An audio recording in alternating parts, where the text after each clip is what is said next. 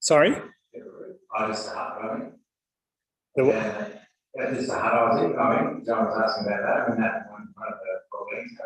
All right, so you moved. Oh, yeah. So what's the name of the hut? It has a name, right? The tree hut. That's pretty simple.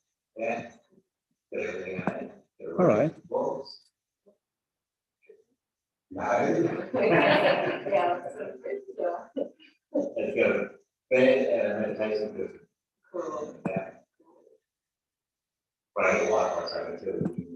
Just see.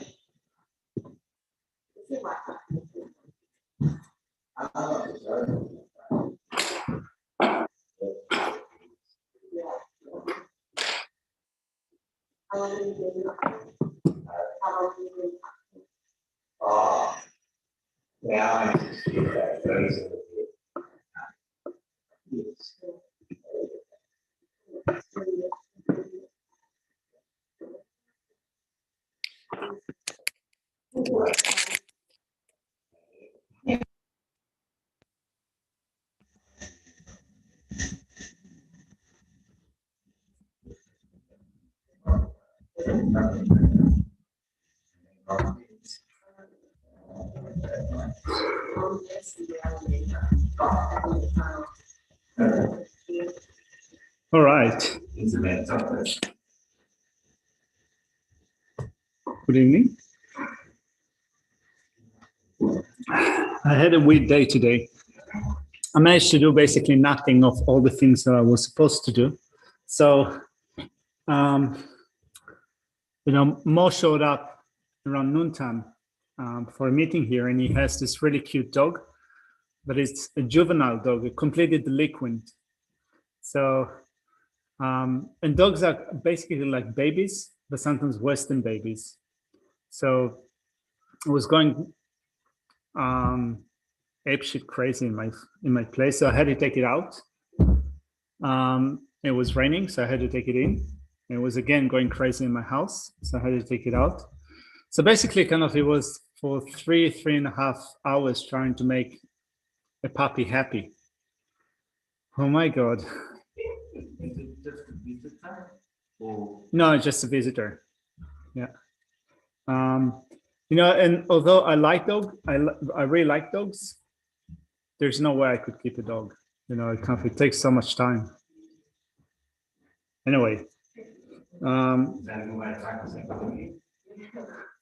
Well, may all dogs be happy. Yeah, that's it. That's as far as it goes.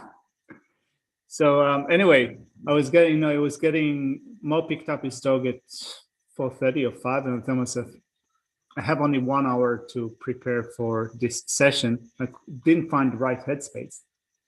So let's start with meditation and it will be fixed. Can you hear me, by the way, with all the cicadas and everything? All right. I trust that Meg at home can hear me. So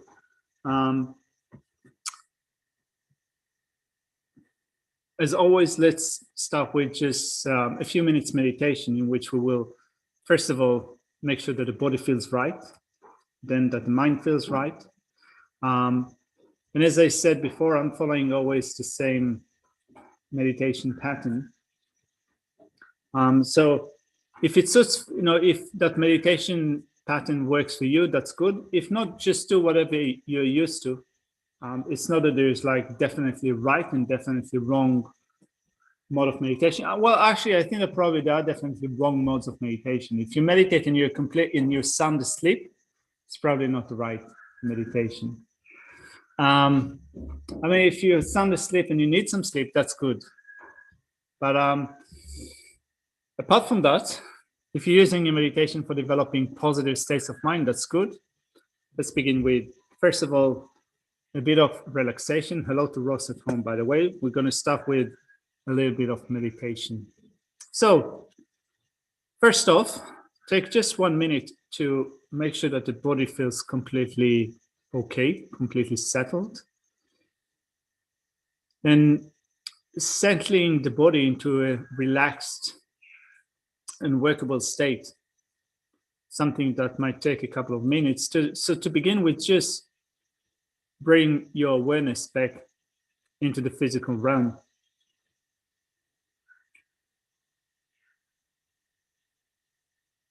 And roughly be aware of your body. The space that it occupies in the room, the location of the room, the location of the body in the room, the distance between yourself and the walls, the ceiling.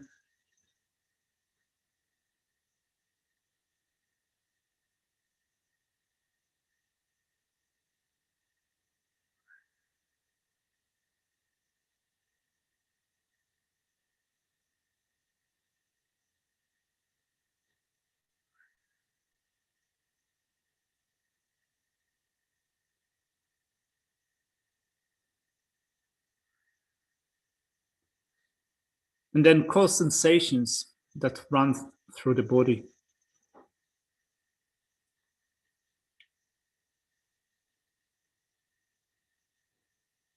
You can become quickly and surely aware of the 4 elements present within the body. The earth element is the contact between the body and the cushion, the body on the floor, a hard surface touching upon another hard surface. That's the earth element.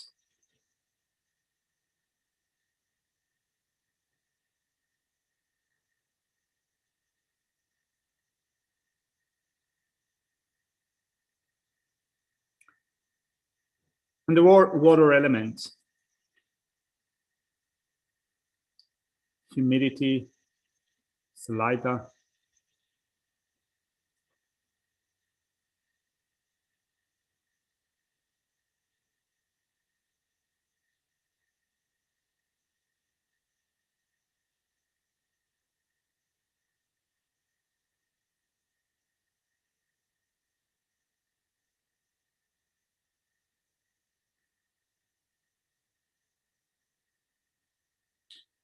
And then the heat element, any heat that is found on the skin, closer to the skin, or more deep inside the body. Become aware of that as well.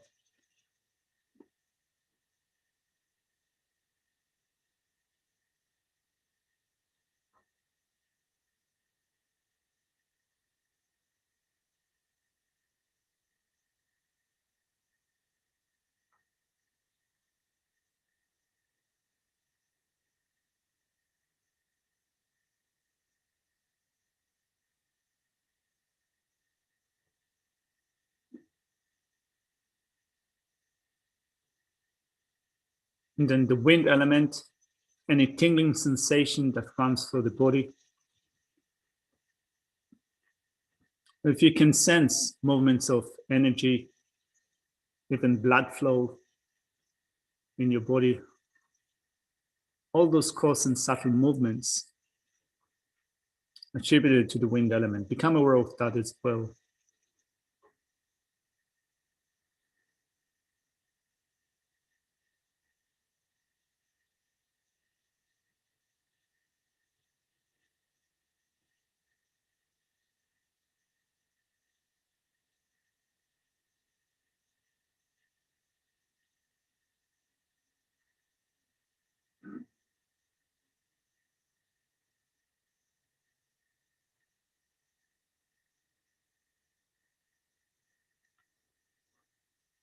And let's quickly scan the body from toes up to the crown. If there's any tension or discomfort in the body, just lean into it and with your mind massage it.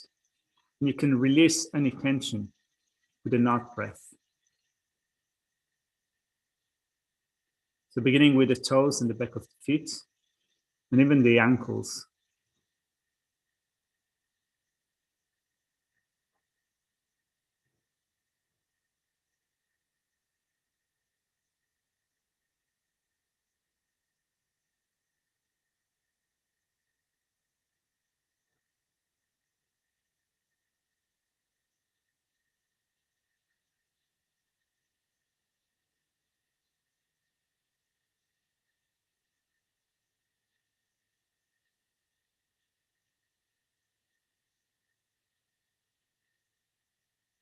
Then going up to the legs, the shins, the knees, the thighs.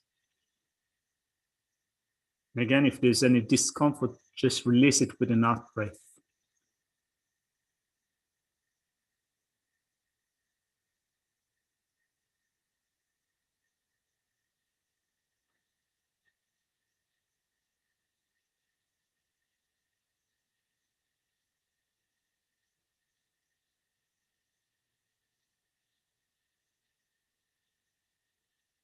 Then shifting our attention to the lower abdomen and the lower back. Usually there's a lot of hidden tension that is held in the muscles of the abdomen. So gently release it with an out breath.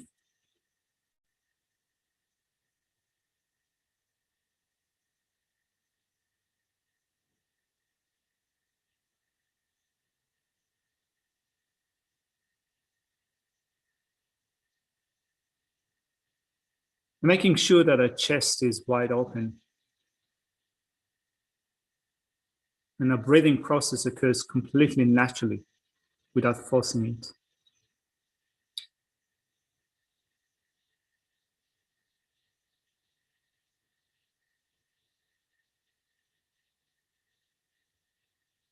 Then in the shoulders drop and keep them leveled.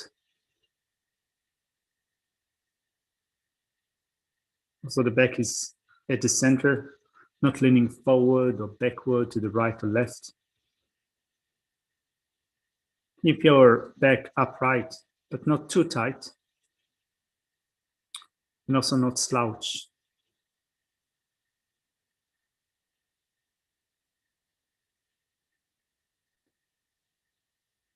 Then move up to the facial muscles. And first of all, make sure that your mouth is slightly open, the tip of the tongue resting upon the upper palate. And if there is any tension held in the jaws, just release it with an out breath, particularly from the meeting point between the two jaws.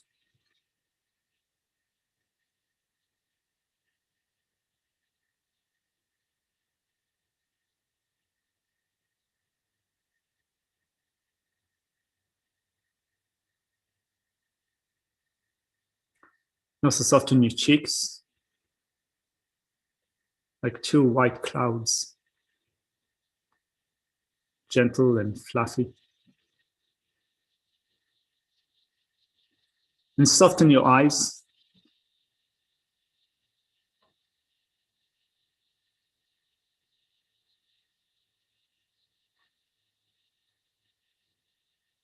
Make sure that you're not holding any tension in your forehead.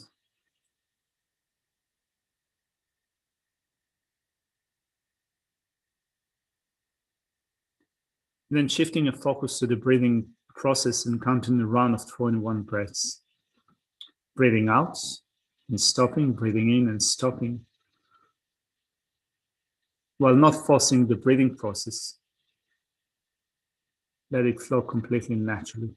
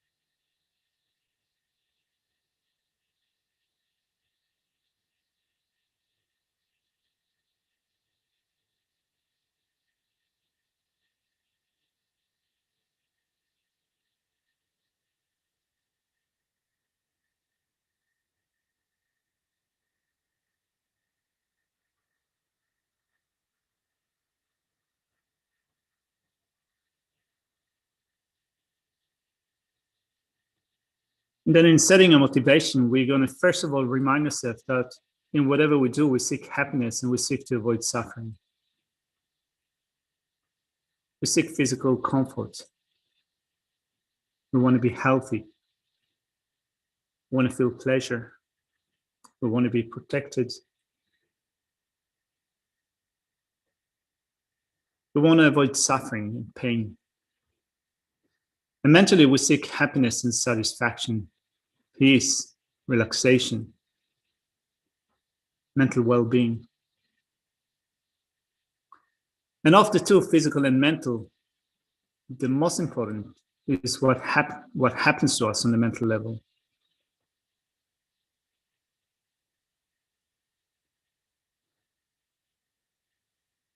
Physically, we might be run down or sick, very unwell. But if our mind is in the right place, if it's vast, if it is spacious, if it is relaxed, if it is accepting, whatever happens on a physical level will not affect the mental well-being. So we want to be resilient.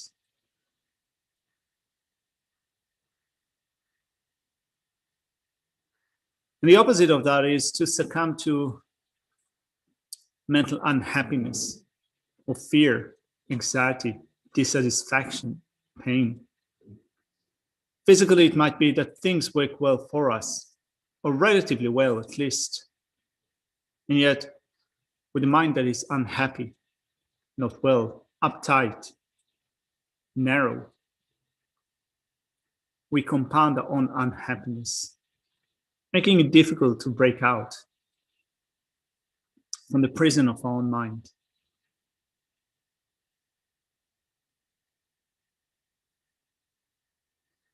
So then thinking, I want to take care of my mind, to make it vast and spacious, to be at ease, to be relaxed, to be caring, to be forgiving, to be generous, be patient, be wise, to know reality the way it is, and also accept reality.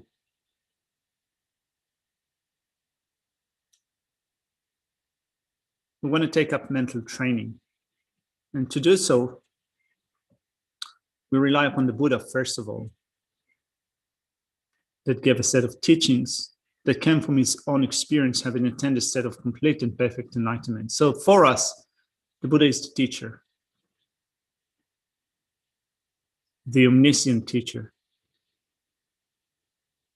having developed perfect wisdom, perfect knowledge, care and compassion that are boundless, an ability to give teachings that are suited to the dispositions of different disciples, and thereby having the ability to benefit them. But the actual way to benefit our mind would be through the Dharma teachings that the Buddha gave, which are the means for us to develop true paths and true cessations in our own mind stream. So think about it. Try to think of how it would be like for your mind to know reality directly, to know exactly what's happening without confusion.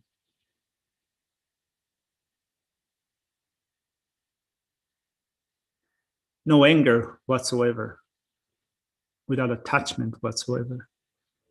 No pride, no jealousy, no miserliness, no belligerence,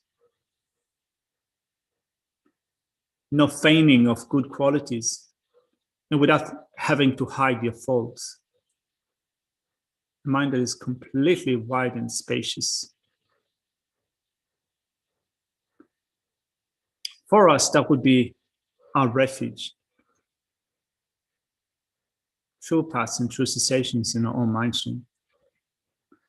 We have spiritual teachers that teach us how to do exactly that, to develop that. For us, they are the Sangha, as well as Dharma friends, those that give us good advice and support.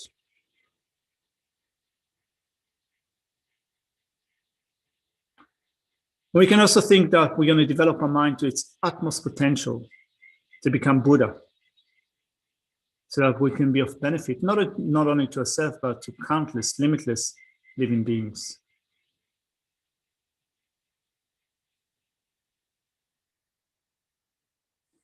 With that, we can think of going for refuge and developing bodhicitta.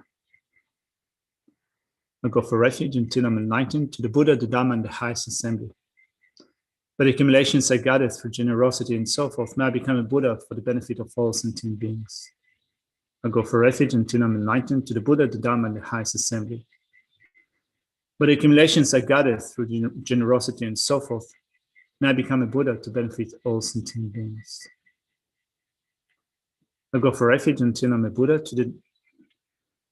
I go for refuge until I'm enlightened to the Buddha, the Dhamma, and the highest assembly. By the accumulations I gathered through generosity and so forth, may I become a Buddha to benefit all sentient beings.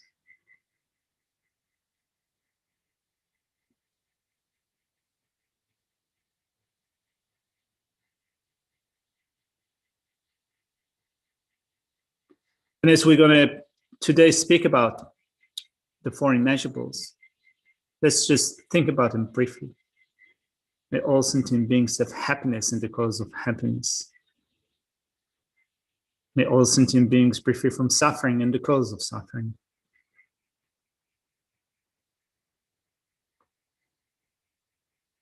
May all sentient beings never be separated from soulless bliss. May all sentient beings abide in equanimity, free from attachment and anger, holding some as close and others distant.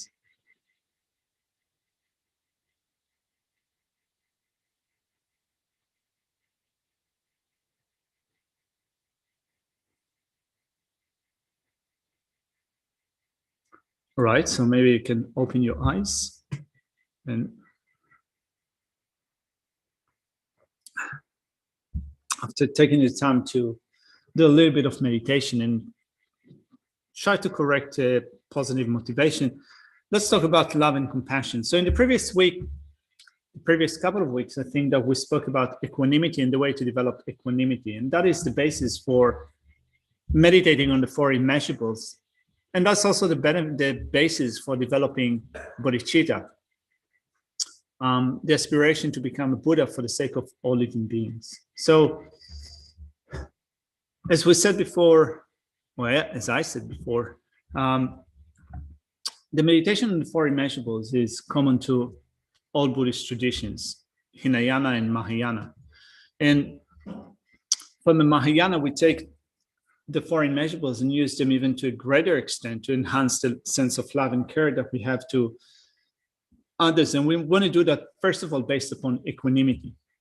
And equanimity is that equal sense of care that we have to everyone. It's not being desensitized. It's not being cold-hearted, as if kind of, I don't care about everyone equally. It's more like I want to care about everyone, but in an equal sense, without holding some as close to my heart and others as distant from me, without thinking of, I want to care for those that are my friends, my family members, those that belong to the same Buddhist center as me, those that belong to the same tradition as me, those who are my countrymen. I want to care for everyone exactly in the same way.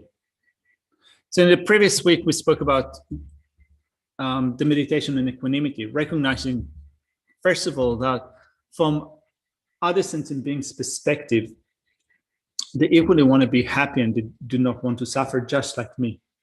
So we're not different to each other. Since that sometimes we are different to each other is like yellow and blue. See, as if those two things, myself and others, are unrelated. But as Shantideva states in his Guide to Bodhisattva Way of Life, and Lama Tsongkhapa also kind of hammers it in his Lamrim Chenmo, he says that when you think of those obstacles that prevent you from equalizing yourself with others and also exchanging yourself with others, you think that, first of all, other suffering does not harm me. It is not related to me. And also, you think that myself and others are completely different. We are unrelated to each other, like those two colors, yellow and blue. Whereas it says that, the interesting thing that it says that when you think of how self and other exist, they can only exist in relation to others. You can only have self because you have others, and you can only have others because you have self. So when it says that, you might wonder, how does it help my meditation? Like, how do I use that fact that self and others are related in order to develop equanimity to others, and in order to exchange a self-cherishing attitude with an attitude of cherishing others? Well, Lamson Kappa points out that although to our mind it seems that we are unrelated to others, as if there is like a indivisible wall that separates between our private sphere and others, this type of appearance that comes up in my mind is if a completely different, independent, discrete entity, isolated entity, it is untrue. You can only speak about me because there are others. And you can only speak about others because there is me. So we are not unrelated. We exist in dependence on and in relation to others. And also, if you think that other suffering does not harm me, well, there are different ways that you can think about it. Like, for example, think about how would it be like if so many people around you would be suffering physically and mentally. Definitely will influence you, to begin with those who are close to your heart, or those that provide you with all the things that you need to survive. If their safety, if their welfare is going to be compromised, is going to be poor, it's also at the end going to affect your well-being. But also, when you think of, for example, how other suffering, you might think that other suffering does not harm me. Well, when you think of the person that you will be in 20 years from now, the person that's going to be in 20 years from now, you can say that it's not the same person that is right here now. In a sense that you will grow and develop, you'll become a person that is slightly different. It's other, you can say, to the person that is here now. So we do things now, at the present, in order to dispel the suffering of a person that will be in the future. So it's not that other people's suffering is unrelated to me, because we know that, for example, what I will be in the future is related to me. So in the same way that you can say that I'm working for the sake of dispelling future suffering, I can also work in order to dispel the suffering of others, which are also related to me, but in a way that is slightly different. It sounds a little bit convoluted, doesn't it? There's quite a lot of mental strength or focus or reasoning that we need to think of in order to understand what Shantideva is saying. But altogether, what he's trying to do is to bring down those walls between ourselves and others, which portray that image as if we're unrelated to others, and therefore we don't need to do anything for the sake of others. So he says that that's untrue. So when we develop equanimity, we think that, first of all, we are related to others. And in general, we see others as friends, enemies, and strangers, and those three groups constantly change. So I can think of, for example, people that I was close to earlier on, and at some point we had a fallout. It happens. I guess it also happens for you, right? So if you think of childhood friends or maybe more recent friends, you might have been very close to one person before, and then you had a follow-up with that person. I think I told it a couple of times that I had, one or two incidents here, even at Chenrezig Institute, throughout the years, where I had those massive arguments, like massive follow-ups with people that were kind of good friends of mine before. So friends change place. They suddenly becomes your enemies. But when I say enemies, it sounds pretty strong, right? They become those people that you dislike, and that kind of just hearing their name or kind of thinking about them gives rise to a sense of discomfort in your heart. Now, so I had someone that had like a massive fallout here, at Immeasurables Institute a few years ago, and although we've tried to make it better after that, because both of us kind of end up yelling at each other, it was mostly my fault, but still, it's quite strange because even after a few years, when I think about the person, there's slight sense of discomfort that arises in my mind, although I'm trying really hard, and we are friends now, but still kind of whenever whenever a certain thought arises in my mind, it comes together with a sense of discomfort. So friends sometimes become enemies, and also enemies sometimes become friends. Like I remember people that used to annoy me earlier on, and then we became fantastic friends. Now, so we tend to view people from this prism of friends, enemies, and strangers. It's mostly from the viewpoint of that person is helping me, that person is not helping me, they're harming me, or that person is not helping me, they actually annoy me. They might not harm me physically or financially, or they may not undermine my social status or my reputation and so forth, but it just simply annoy me. It happens, doesn't it? So keep in mind that this change. So first of all, when we view people from the prism of friends and enemies and strangers, it's not stable. Our mind is not stable. So they change, but still what changes is my perspective mostly in holding them as friends and enemies and strangers, but deep in their heart, they have the same wishes as me to be happy and not to experience suffering, to be well, to be protected, to be satisfied, to be loved, to be cared for, and also not to experience pain, suffering, isolation, and so forth. So that meditation on equanimity is the basis for developing loving kindness and compassion. So although the four immeasurables are often recited in a particular way, may all sentient beings have happiness and its causes, how wonderful it would be if sentient being had happiness and its causes. May they have happiness and its causes. I will make them have happiness and its causes. May all sentient beings be free from suffering and its causes. How wonderful it would be if they would be free from suffering and its causes. I will make them become free of suffering and its causes. So although these two are stated first, still, in order to meditate on that in a way that is more vast or broad and also more balanced, you need first of all to have equanimity with respect to others, because otherwise, if you do not deliberately try to create an equanimous mind, it might be that you'll be thinking, you'll be kind of saying, may all sentient beings have happiness and its causes, but still in your mind, there will be some bias, first of all, or partiality, first of all, thinking of those who are close to your heart. So on the basis of equanimity, we first of all wish others to have happiness and its causes. So the word happiness in Tibetan is dewa. And in Tibetan, when you say dewa, there's so many different levels of happiness and well-being that are implied by this word. But in English, it sounds pretty limited. When you think of happiness, like just the word in English, happiness, does it have a sense of mental experience or physical experience?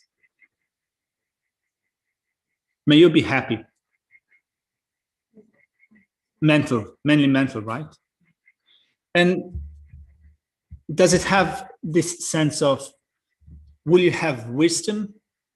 May you have wisdom? May you not be angry? May you not have pride? May you not have jealousy? May you have pleasure? May you be mentally healthy? May your mind be relaxed? When your mind be vast and spacious, or it just kind of have the connotation in English that may you just have joy? If I'm not wrong, I need to mention, like the Sanskrit version is Sukha, Yeah. which is like comfort. Mm. So this is a way to just think well in my mind, like, okay, so they're not happy like that, or maybe, yeah, so. Yeah, so I'll just repeat it for Meg and Ross at home. So Madhu is saying that the word for that in Sanskrit is sukha, which has that connotation of being well or having comfort, being comfortable. So mental well-being. Right. Yeah, so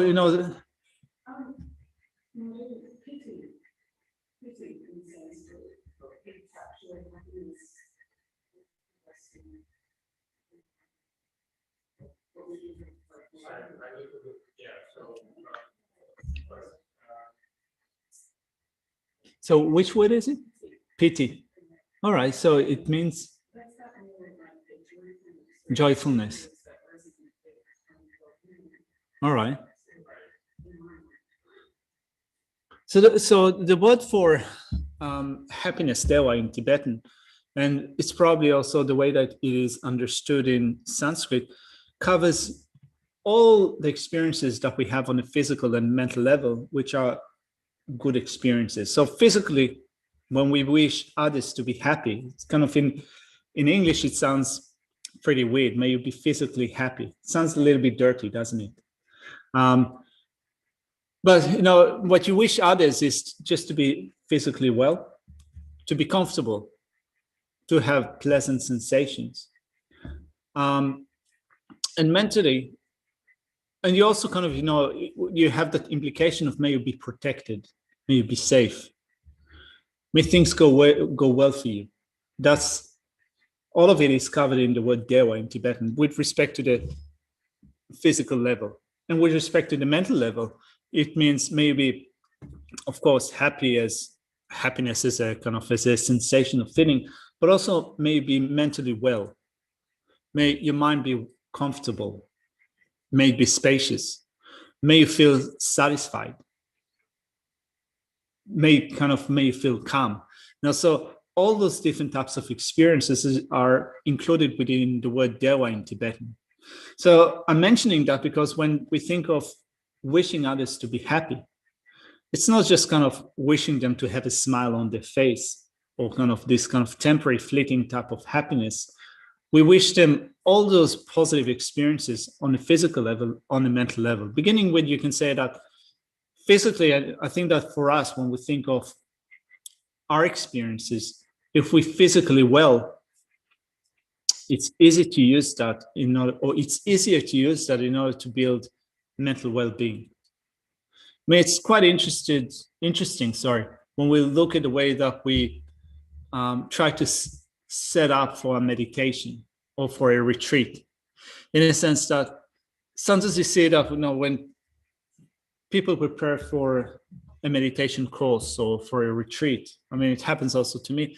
First of all, we take care of the physical level, making sure that the seat is comfortable. So arranging different cushions, different degrees of softness, and making sure that the table is in the right place, the cup is in the right place, that we're wearing the right clothes for our meditation if we're going on into a retreat, having all the comfort foods that we need, buying enough chocolate bars to sustain us throughout the retreat. So first of all, in a sense that if physically we feel comfortable, we think that it's going to be helpful in terms of developing good mental state in our meditations. We sometimes become too addicted to that, right? We are used to being so pampered that if we don't have the right physical disposition for sitting in meditation, we go completely haywire. This meditation, does it suit me? Or this retreat, does it suit me? Or this space, does it suit me? We feel that we first of all need to change everything outside in order to be able to work on our mind. So when we think of may we be happy, may others be happy, may we feel first of all comfortable, and then may we be able to use that in order to develop a greater degree of mental well-being, greater degree of satisfaction. And satisfaction is not just kind of long-term satisfaction, it's also short-term satisfaction, in a sense that first of all, may we be satisfied with what we have now. May it be okay. Often when something slight happens out externally, we find it completely irritating, we first of all need to change that kind of temporary things that is happening outside, in order to, when we think that if I change the small thing outside, I'll be able to develop my mind, make it be in a better place. So when may we be able to be temporarily be able to deal with those trivial external conditions to find long-term satisfaction or meaning. So we wish ourselves and others to be physically well, to be physically happy, to be comfortable, healthy, and so forth, safe, and mentally also to be in a safe place, in a happy place, to experience satisfaction. And going back to the word sukha that Madhu mentioned, the opposite of sukha is dukkha. And dukkha is suffering, or in Tibetan, dungel. And when suffering is explained in Buddhist literature, there are different types of suffering. One of them, one presentation is of the 3 types of suffering. So the first one is called suffering of suffering, which refers to the physical and mental levels of pain. The second level is called suffering of change, which mainly refers to pleasant feeling that we have, pleasant sensations that we have. So we call that happiness or pleasure. But from a Buddhist perspective, they said, actually, this is not real happiness. This is not genuine happiness, because it is short-lived. Not only it is short-lived, it also at some point becomes dissatisfactory, unpleasant. Again, this sense of yearning or chasing after something arises in your mind, or sometimes just a sense of discomfort arises. I mean, that happens when you binge, right? So think about having your most favorite food ever, and abundance of that. It's easy to binge on that, isn't it? To binge on cakes and chocolates and ice creams and so forth. This pleasant sensation at some point becomes really uncomfortable, right? So that's an example of suffering of change, pleasure that changes into something that is not pleasure. And then I'm saying that because the third level of suffering is called pervasive suffering of conditionality. And often, instead of saying that pervasive suffering of conditionality, people refer to suffering of dissatisfaction, or there's something in our state that is just dissatisfactory. It's not good enough, in a sense that we have everything that is setting us up for the experience of suffering in this life. Suffering, physical suffering, mental unhappiness. But also, because of that, we are conditioned to create causes for more suffering in future lifetimes. So this dukkha is sometimes translated as just dissatisfactoriness. Not just suffering, but just it's not good enough. It is dissatisfactory. So we wish others, we wish ourselves and wish others to be happy. But not only happy, also to have the causes for happiness. So this is really important, because when we just think briefly about the causes of happiness, we think about it only on the cause level.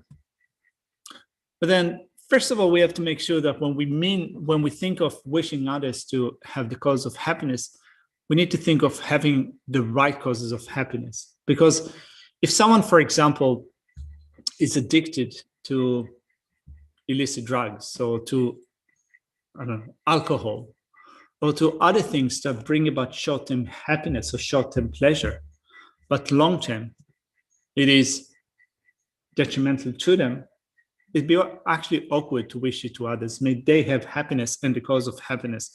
If they're happy with alcohol, may they have alcohol. It's pretty weird to wish it for others, right? So when we think, may they have happiness and its causes, we think, may they have the right causes for happiness. So what are the right causes of happiness? It sounds quite judgmental to say, may they have the right causes for happiness, as if kind of we have moral superiority over others, right? So what do you think is the meaning of wishing others to have the right causes of happiness?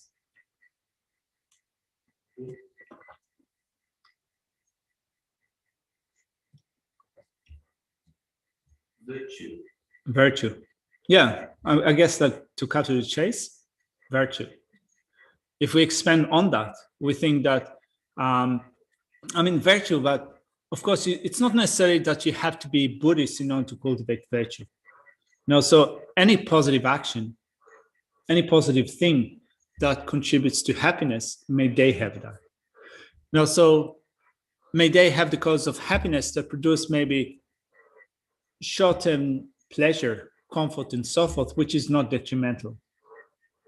So, for example, if someone wishes to have a cup of coffee, may they have that, right? It's not, in the great scheme of things, it's not detrimental. If someone wishes to if they need money to buy a house, money to buy a car, you can wish it to them. In that sense, it's not totally detrimental to them. It's not something that is risky. You can say, you can think, if they wish that, may they have that. But that's, of course, it's pretty trivial. More important is wishing them to have the right causes of happiness. And this is what we refer to by virtue. Those things that produce happiness, well-being, not only in this life, but in future lifetimes, beginning with maintaining ethics. May they be able to maintain ethics in which they abstain from the 10 non-virtues. That's a cause for happiness. May they be able to have the cause of happiness in terms of developing, going for refuge, for example, developing the determination to live cyclic existence, developing loving kindness, developing compassion, practicing the 6 perfections. All those virtuous states, all those virtues that produce happiness, not only in future lifetimes, but you can also say in this lifetime. So it produces happiness in this lifetime, future lifetimes, and at the end, may they have the happiness of liberation and the happiness of enlightenment. Question. Yeah. The happiness, the second of the 4 immeasurables is living with compassion. Yeah. And in dealing with compassion, the way to is to avoid non-virtue. So you just mentioned earlier there on having happiness from avoiding non-virtue. Is there a tie between the two?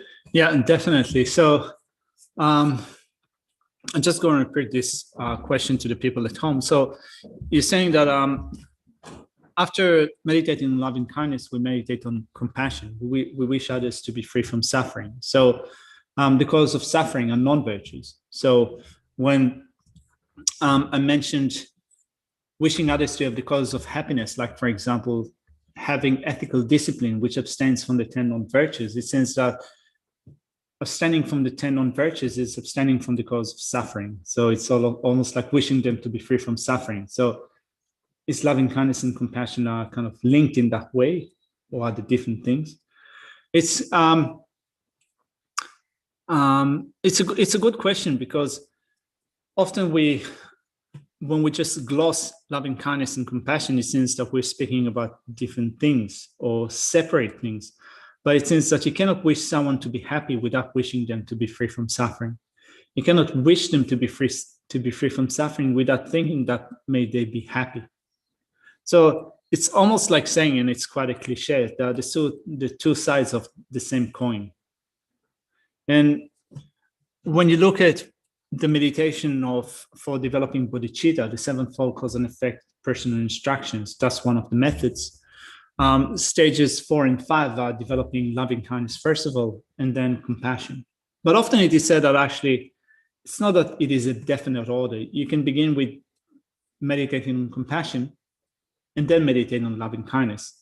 Or you can begin with meditating on loving kindness and then meditate on compassion. So the sequence is not it's not a definite sequence, because I think that the message is that when you meditate on one, by default, you will come to meditate on the others.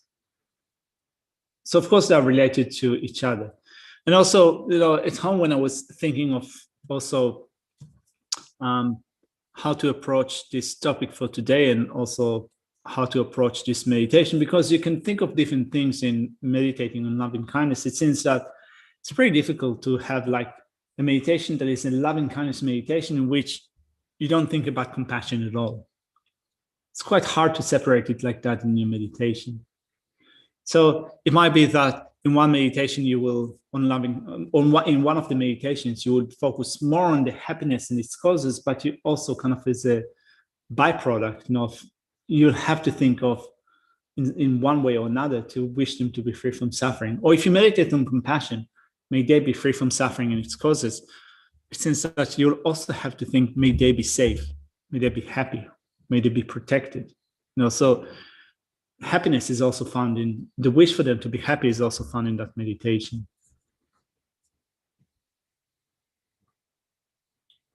What do you think? Does it make sense? Does it make sense to think about it like that?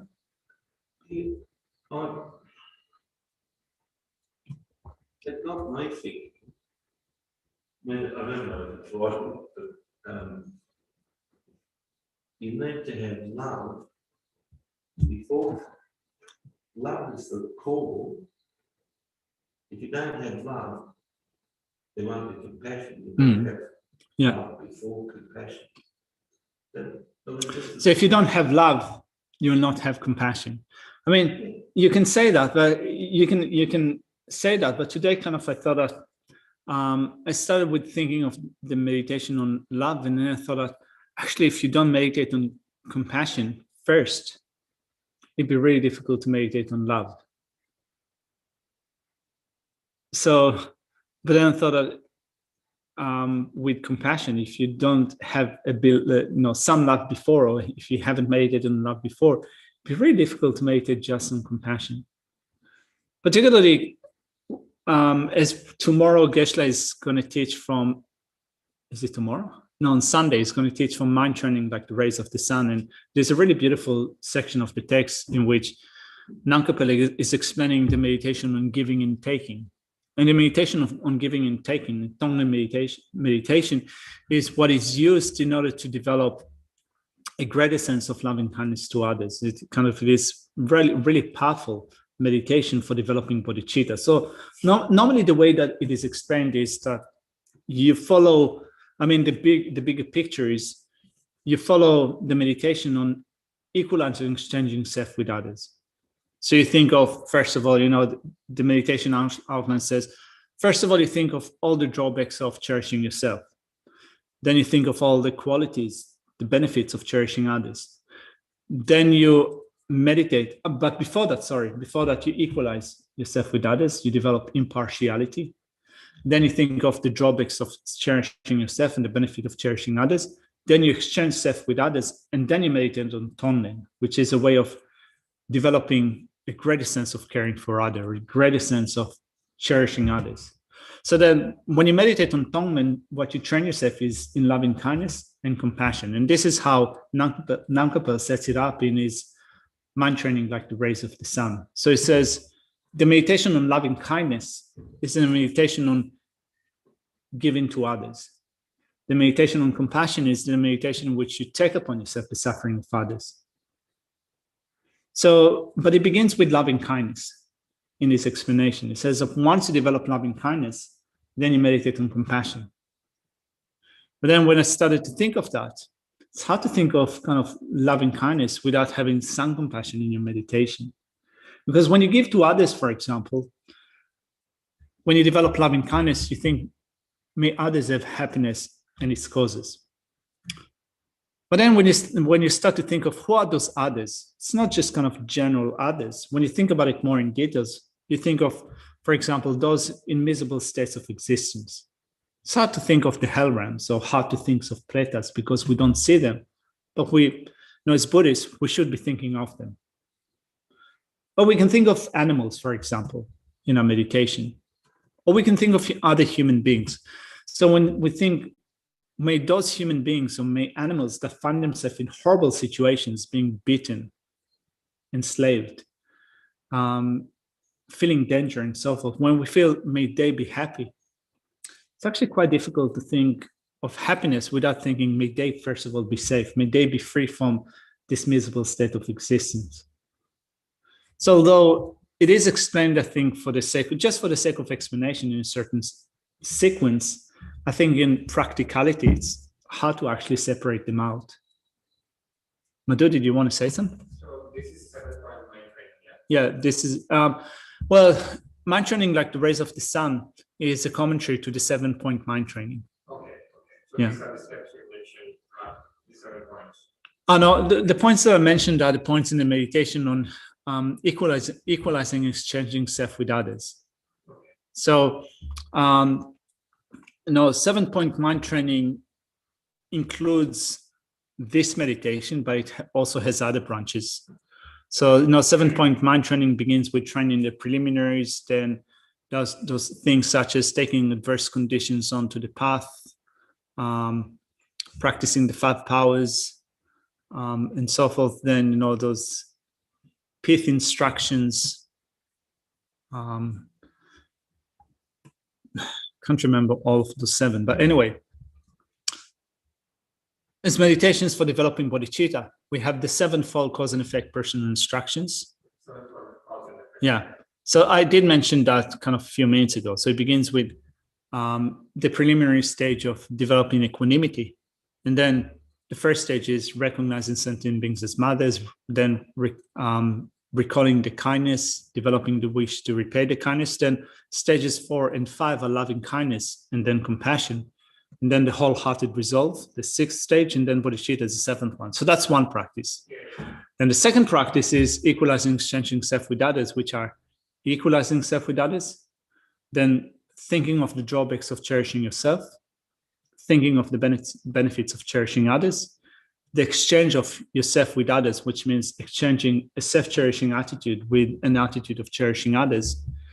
And then finally, to seal the deal, so to speak, which means just to enhance your ability to care for others, you practice giving and taking, Tonglen meditation. So in this Tonglen meditation, Namkha Pelini's explanation gives a very extensive explanation on how to develop loving kindness and compassion to others.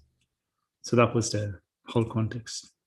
It's hard not to get confused about those numbers, isn't it? You have so many numbers and classifications and practices.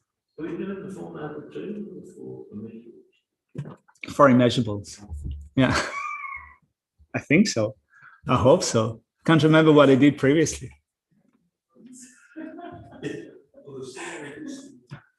Yeah. What a list of 4 have we got?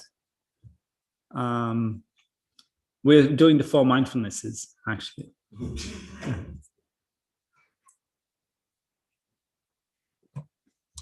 All right. So then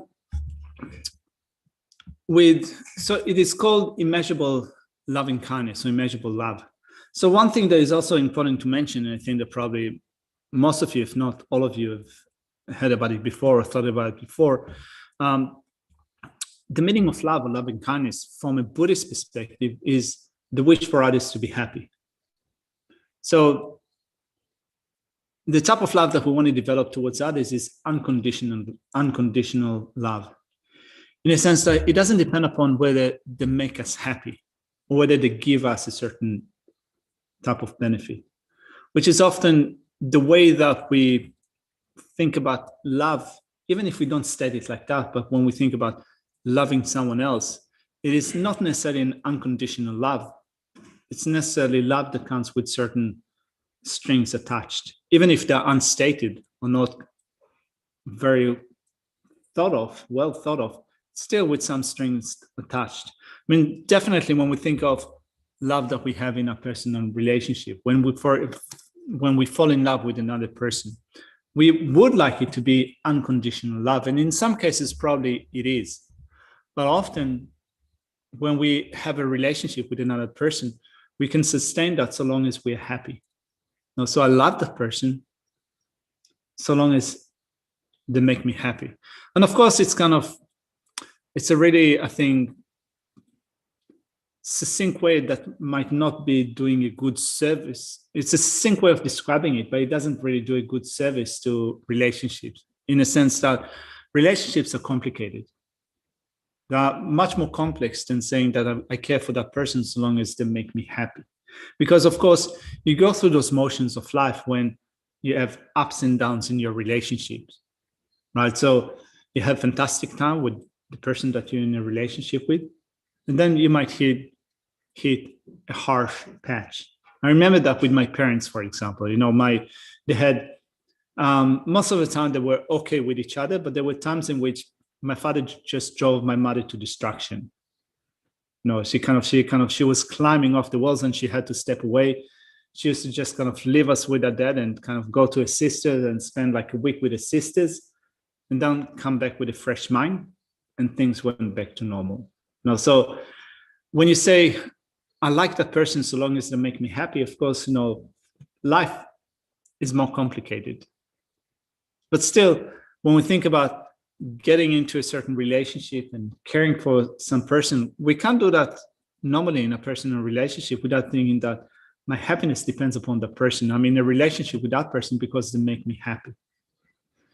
But also when we think of other people that we are related to, like, for example, close friends, we have things in common. We share experiences together. We like the same things. We're doing the same things together, and doing things together often in human society, because we are social creatures, it does give us some type of happiness and being able to relate to others. There is some comfort in that. So we think that, even if we don't think about it in this way, I like them because they give me something, because they benefit me. Still, if the person is going to do something that you dislike, they're going to, in some sense, kind of pick up the cushion and step away from the camp of the people that you like and put their cushion in the place of the camp of the people that you dislike, and just settle there. If they're going to betray you, which is a harsh word, isn't it? To be betrayal. It's quite a strong word. If they're going to start acting in a way that it's no longer as nice as before, if you're going to be a little bit self-interested, you start to grow distant from that person, to the point in which you might think that actually I don't like that person anymore. So our love often is not unconditional. It comes with a lot of conditions, particularly when we think of, for example, breakdown in relationships. As I said, it's more complicated. It's not just creating those blank statements, but you can say in some sense that relationships break down because the love that sustains relationship often is difficult to create unconditional love. It's difficult. So the type of love that we want to develop with loving kindness is unconditional love. And it's not based on loving that person because they give us something, because the happiness depends upon that person. Love is based on equanimity. And this is why it's important to begin with equanimity. A love to others, which means that it is the wish for them to have happiness, and the cause of happiness is because they want to be happy, because they deserve happiness, because they have the right to be happy. They have the right to be well. They want to be well. They have the wish to be well. May they have that, regardless of our relationship with them, just because they are a living being, they're a sentient being, and they're working just on the basis of wishing for happiness and wanting to avoid suffering. May they have that. But also you can build up on that in thinking that, well, actually, if people are happy, if they have happiness and the cause of happiness, there will be less harm in the world. If there's less harm in the world, there's less harm to me. So then when we think of how it affects happiness and well-being, and here it's good to do some visualizations when you have some quiet time for meditation, time in which you can explore that. Try to imagine how it would be like to be living in an environment where everyone is mentally well, not just happy, but just kind of mentally well, without being subject to a great degree of anger, a great degree of attachment or jealousy or pride, where people work harmoniously with each other and the environment is also suitable. So not much harm in the environment, not harm between living beings. We're completely happy to share our resources. Living in such an environment will make you feel happy and secure, will make your heart expand, be more open to others. Communication with others would be better if you know that people are honest with each other and also honest with you. So much easier to open up to people, but also to have a sense of forgiveness. So when you think, may sentient beings have happiness in its causes, may I have happiness in its causes, you not only think because we want to be happy and we have the right for happiness, we also think that because if others are happy, everyone would be happier. Does it make sense?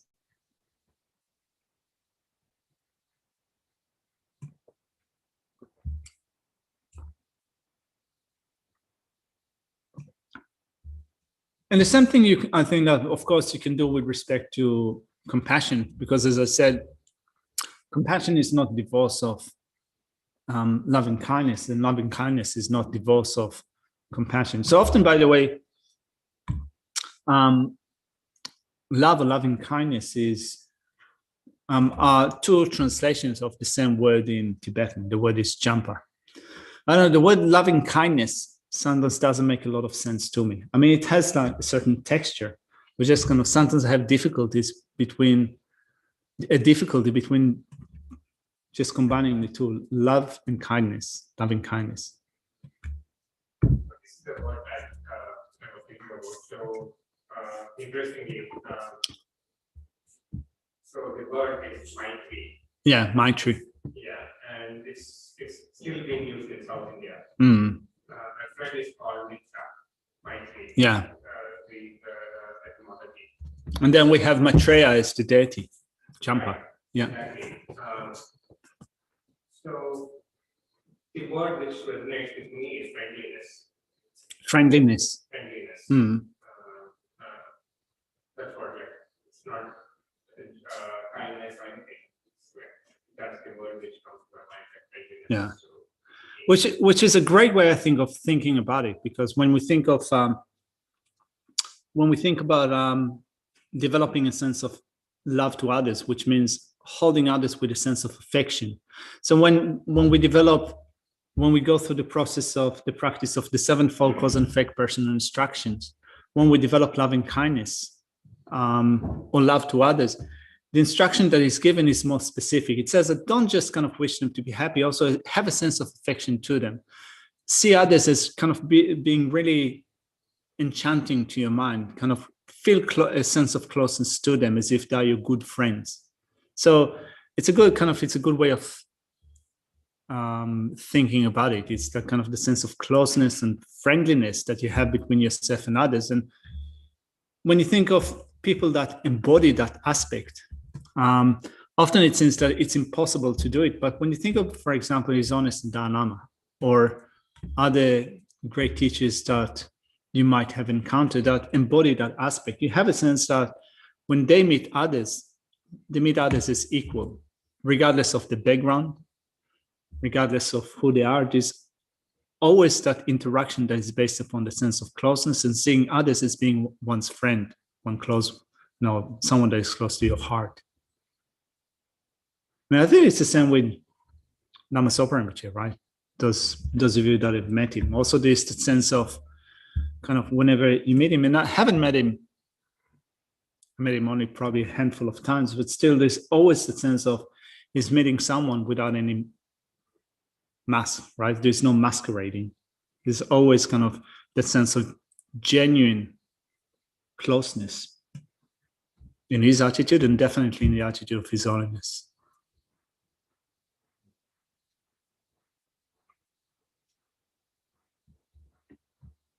So maybe let's do a quick meditation on loving kindness. What do you reckon? Anyone objects to meditation on loving kindness? If you have strong objections, just put your hand up. Or just storm out of the room. I don't want to meditate on loving kindness. All right. So what we'll do is, first of all, quickly just settle your body and do it kind of I will not lead you through settling your body, just do it quickly for yourself. And then we'll do a round of 21 breaths. Then we'll do a quick meditation on equanimity, just to make sure that our attitude with respect to others is a balanced attitude. And then we will start thinking of those in miserable state of existence, wishing them to be well, wishing them to be happy. Then we will think of those of happy state of existence or pleasant state of existence, wishing them to have happiness and the cause of happiness. And here I will say a few words just in order to maybe do a little bit of guided meditation. So let's begin with, first of all, settling our body in a comfortable position.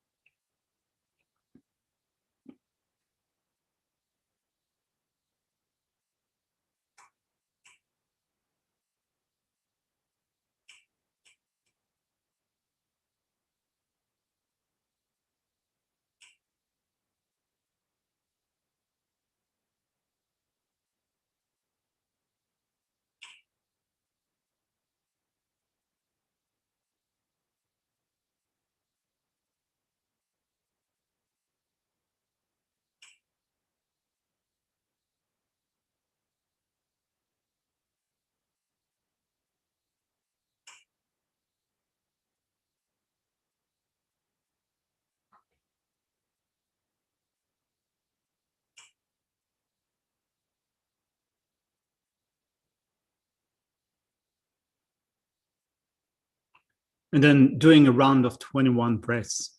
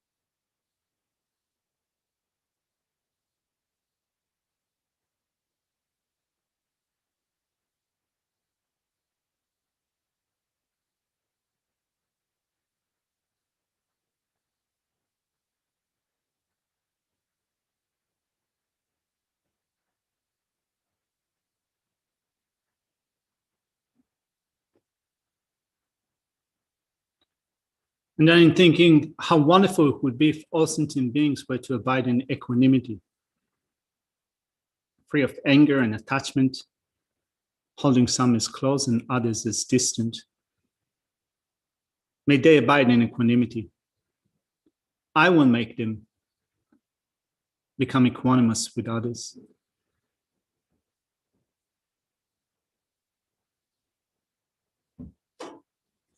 So in thinking of all living beings without exception have the basic wish to be happy and not to suffer, just like me.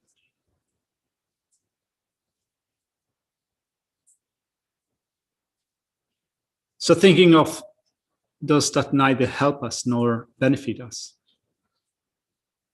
People that we know, people that we do not know.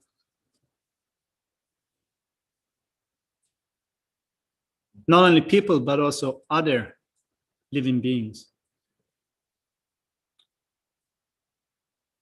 They seem to be unrelated to us.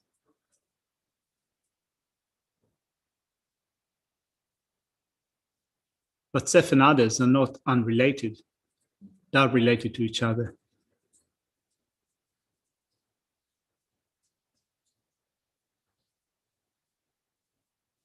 So may all those strangers, or those that do not benefit me or harm me, those that wish for happiness, physical happiness and mental well-being, those that wish to be free from suffering and the cause of suffering, may they have that.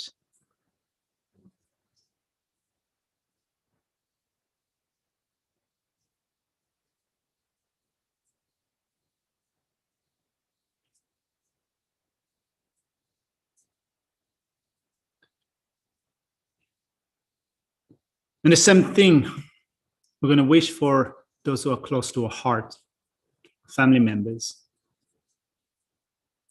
far and near, our friends, far and near.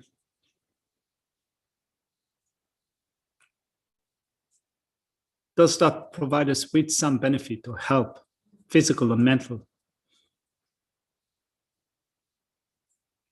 May they be happy as well.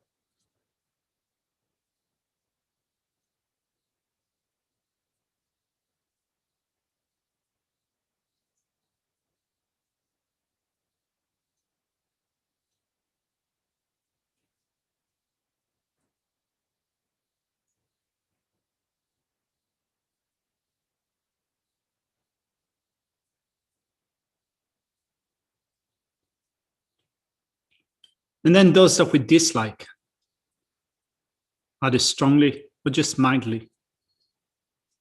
We might call them enemies, but the meaning is that we dislike them. They give us harm or irritation, discomfort, physical and mental. May they be happy as well.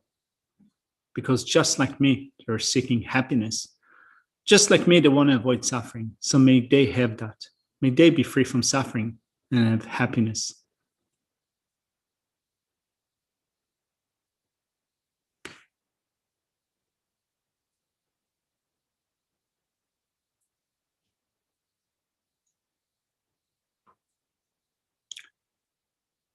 And to enhance that, think of how it'd be like to have a mind that is equanimous, not subject to anger or attachment, does not have preferences, but is able to care for others equally. Try to assess how much more comfortable you'd be in the company of others without having to be on guard all the time, without having a polarized view with respect to yourself and others, those in your camp and those in others' camp. That everyone will be in your camp. Think of how well you will feel with that sense of equanimity.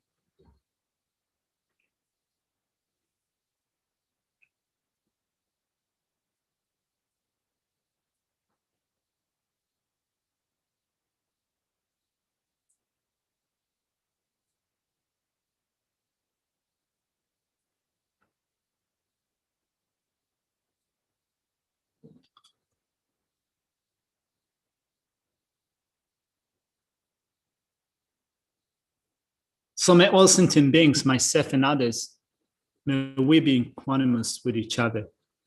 Well, may we be impartial without constantly having to classify the others into friends, enemies, and strangers.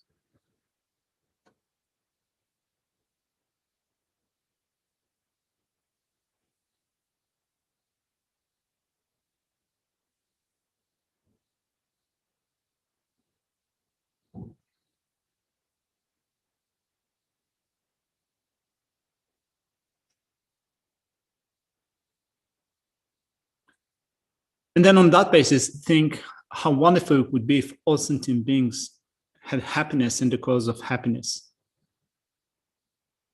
May they have happiness in the cause of happiness. I will make them have happiness in the cause of happiness. So then, first of all, thinking of those immeasurable states of existence, hellbrands, pretas, animals.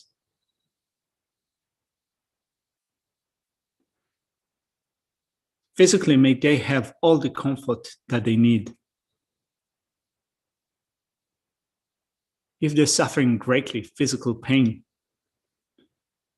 may they have temporary relief. A breeze of cool air for those who suffer from tormenting fire.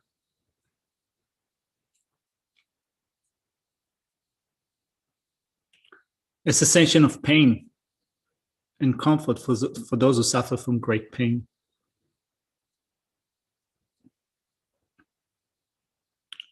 A sense of protection for those who suffer from danger.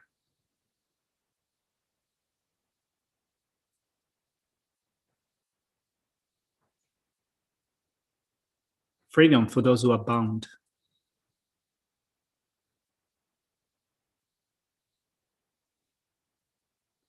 Food for those who suffer from hunger, and drinks for those who suffer from thirst.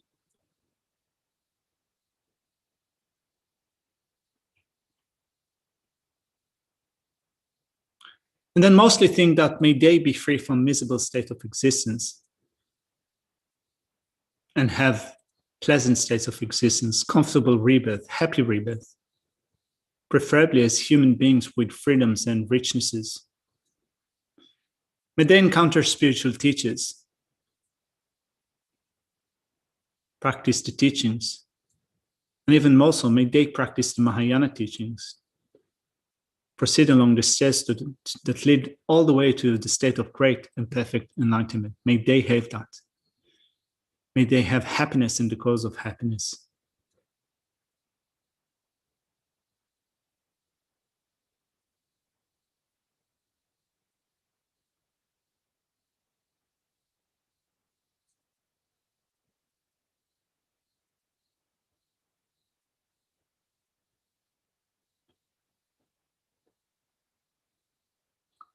Now, when we think of pleasant state of existence of human beings, think, may human beings have happiness in the cause of happiness. May all of us not have pain and sickness. May we be well physically and mentally.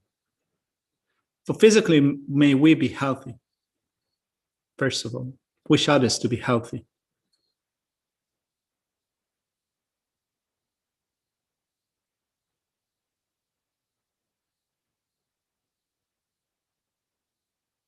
May we be comfortable, all of us.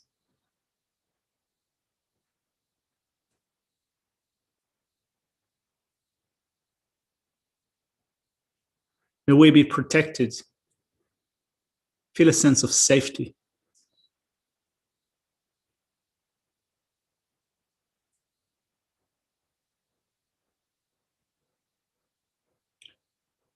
And may we be physically sustained, have all the provisions that we need, enough food, enough drinks, shelters, enjoyments, everything that is right for mental development. May all of us have that.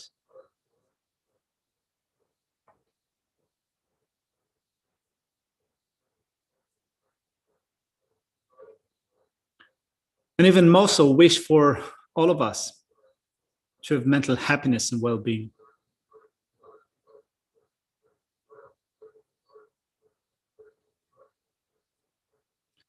May we have happiness and mental well-being, and because of that,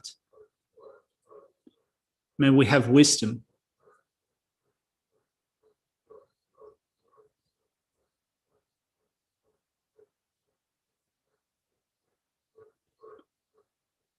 May all sentient beings, may all human beings have a mind that is imbued with loving kindness and compassion.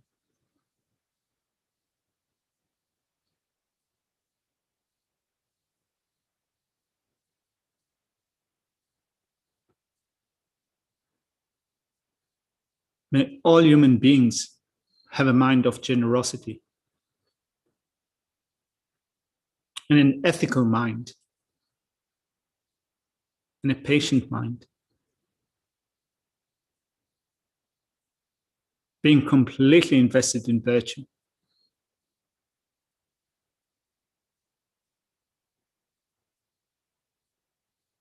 And a mind that is focused and resilient,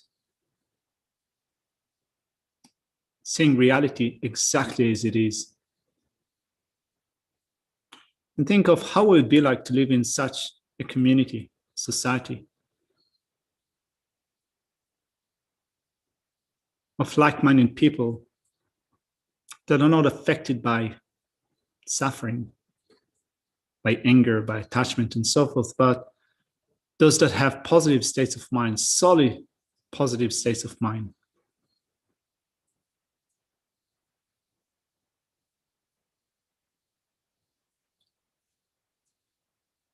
They will be well, but it is likely that you will be well as well.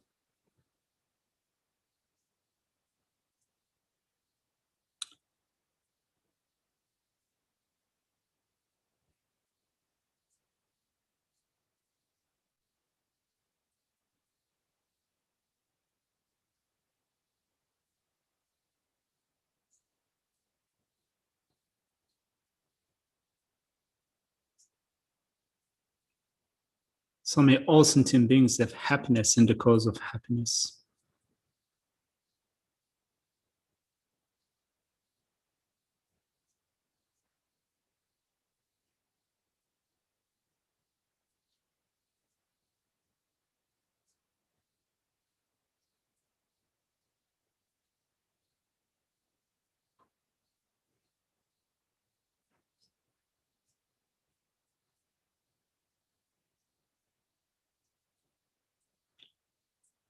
So then to conclude this session, this meditation and this session altogether,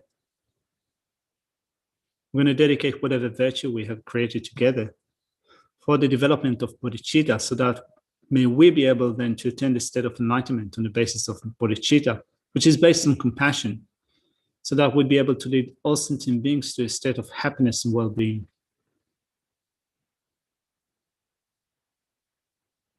So may the supreme bodhicitta that is not arisen arise and grow.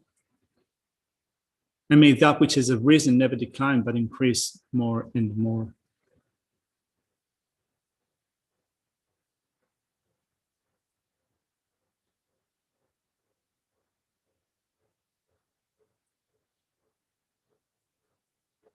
And having dedicated it in this way, let's do another round of 21 breaths to conclude this meditation.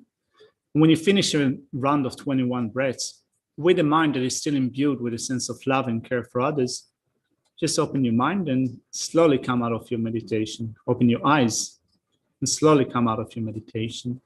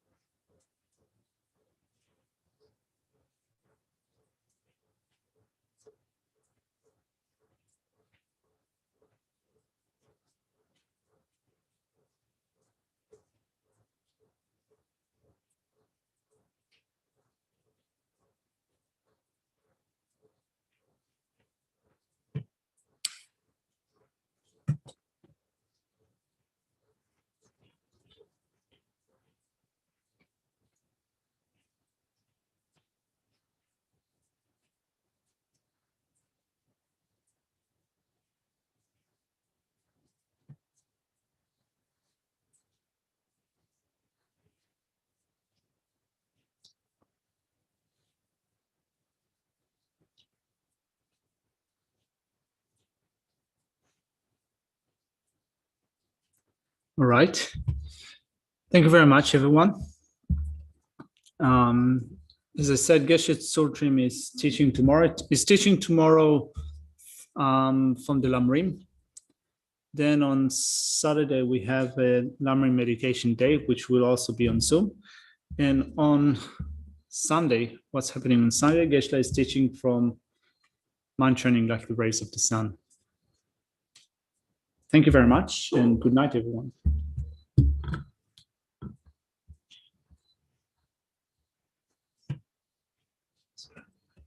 Hey, Ross. And Meg. Thank you, Yaki. Thank you. Oh, Venerable Kartsön. It's okay. I go by both. I can't get used to it. Yeah, well, it took me some time to get used to that as well. Thank you very much. Good to see you again. Happy New Year. Happy New Year, Ross. You know, Kartsön is a contraction of Kama and Sundru. It's a really awkward name. Also, Tibetan. It's not very common amongst Tibetan. It is common only in one area in Tibet. And when I got the name Kama Tsundru from Sido Rinpoche, my teacher in Taiwan said, all right, you're going to be called Kartsön. So it's quite common in this area that he comes from. But all other Tibetans that I met, whenever I said that my name is Kartsön, you can see them kind of contort their face, kind of just start to think of the name, what the spelling is. Kind of, it's very rare name, I reckon, most, you know, amongst most Tibetans. And then it sounds like a shut your mouth in Tibetan, Kartsön. And in English, it sounds like cartoon. And in Hebrew, it sounds like closer to a word like a leech or a tick. You know, sound like I'm leeching on someone. Anyway, so you can call me Yaki, or you can call me Kartsön, or you can just say, hey, what's up? Now I'm going to feel bad calling you something that sounds like a tick. Okay, I've been a tick before. And, you know, if I'm not careful, I'll be a tick again. Thank you. Thank you. All right. Bye-bye. Good night.